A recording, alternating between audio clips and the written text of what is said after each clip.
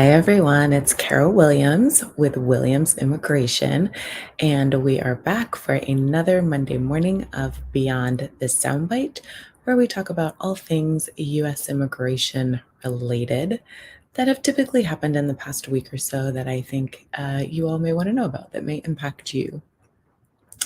So, I like to dive right in. The first thing I want to talk about is the H-1B cap season that is currently going on. It is fiscal year 2023 cap season. And if you have not done so, please go in and check your MyUSCIS account. The lottery was run. Check and see if your status has switched from submitted to selected.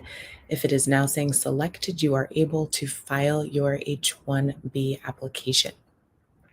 So I wanted to give you guys just some really super quick numbers about this particular application year so far, this cap season. The Immigration Service received over 400,000 registrations.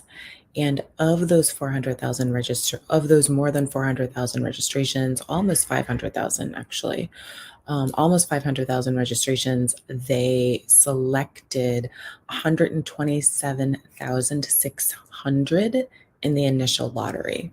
So again, we don't know whether or not there will be a second lottery, but we do know certainly if they need to have a second lottery, there are quite a few registrations that were not selected in the first round. So that's where we are with the H-1B lottery. So again, if you have not checked your MyUSCIS account, please go ahead and do so. Next up, I want to talk about our students in F and M status. Back in March 2020, when the pandemic began, the Immigration Service announced that students could attend schools virtually. They could attend their classes virtually. They have recently announced that they are extending that policy where students who were impacted by COVID, who were, because of COVID, taking online classes, they are still allowed to do that. So if that is a question that you have, you're welcome to call our office, 954-903-1337. You should also reach out to your foreign student advisor at your school and make sure that you are, filling out all the proper paperwork and doing what you need to do. But as of right now, Immigration Service has extended the ability of foreign students in F and M status, our international students, to continue their studies virtually and online. So those folks that have applied for a green card, if you are at the last stages and you're in the US, you have filed your adjustment of status, you were super happy when you filed it, you felt like you were getting towards the end of that process, that your green card was going to be coming soon. In the meantime, you probably also filed an advanced parole application, which is for travel permission out in and out of the US, as well as an EAD, which is employment authorization document application. That allows you to work within the US. What you may have received was your advanced parole or your travel permission card first, and you are still waiting on your EAD. Right now, that is normal. That is what we are seeing. The combo card, as we call it, as we affectionately call it, is the card that is issued to you in this instance, and it does double duty. It is for the advanced parole and the employment authorization. And that is very clearly stated on the card. We've been seeing those cards since 2011.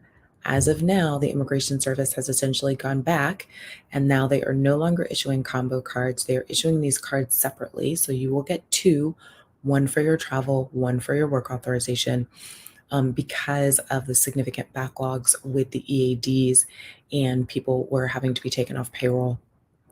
And frankly, some employers were having to scramble a little bit because their employees who timely filed for their EAD cards, they thought they had plenty of time to get that work authorization document. It didn't come through. So we are seeing those cards come separately. when you do get your card, make sure that you read it carefully, because your travel permission card, your advanced parole, cannot be used for work, and your employment authorization document cannot be used for travel. So make sure that you have looked at the card and that you know which card you have received and which card you are currently waiting on. The next thing we're going to talk about is TPS, temporary protected status. So we have talked about, I think maybe 2-ish weeks ago, we talked about TPS for Ukraine and individuals from the Sudan. We now have the registration dates. So the registration dates for both Ukrainians and individuals from the Sudan, the registration period is April 19, 2022. So April 19 of this year through October 19th, 2023. So October 19th of this year through October 19th of next year. High level stuff that you need to know about TPS for individuals from Ukraine and from the Sudan. If you are from the Ukraine, you must have been in the US since April 11th of this year in order to qualify for TPS. If you are newly arriving, i.e., if you arrived tomorrow, or you arrived on the 13th, or you arrived on April 12th, you are not eligible for TPS if you are Ukrainian.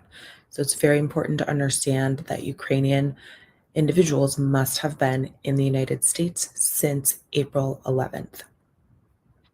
So if they came after that, they're not eligible. If you are from the Sudan, you must have been in the United States since March 2022. So if you are newly arriving and you have arrived sometime in April, you are past that March 1st date and you are not eligible for TPS. However, if you are from the Sudan and you have received TPS under the previous designation, you can and should apply under this designation because you were here prior to March 1st. So if you have any questions about your TPS, feel free to give our office a call. We also have seen now, late last week, TPS designation for individuals from Cameroon. So those individuals must have been living in the US since April 14th, 2022. We are currently waiting on those specific registration dates for individuals from Cameroon. So again, if you have any questions about TPS, feel free to call our office at 954-903-1337. And for my employers, TPS is really important for y'all as well. TPS allows individuals to stay here temporarily. And as part of TPS designation, as part of that registration process, individuals apply for an employment authorization document. Once they receive that employment authorization document, you can then, as an employer, hire that individual, and you can properly complete the I-9 using the employment authorization document that they present. So TPS is really oftentimes just thought of as benefiting the individual, but many employers hire individuals that are in TPS status who have lawful work authorization while they're in the United States under that status. So if you're an employer or your hiring manager, keep that in mind as well. TPS issues work authorization and allows folks to come to work for you. So that's always good. So because we are still dealing with COVID-19 and the pandemic, DHS has recently announced that it will, in fact, extend requirements for non-U.S. citizen travelers who are entering the U.S. from land borders, so our borders with Mexico and with Canada, and via ferry, through the ferry terminals. They must be fully vaccinated against COVID-19, and they must provide proof of that vaccination upon request. So if you are, again, this is just for land borders and ferry terminals,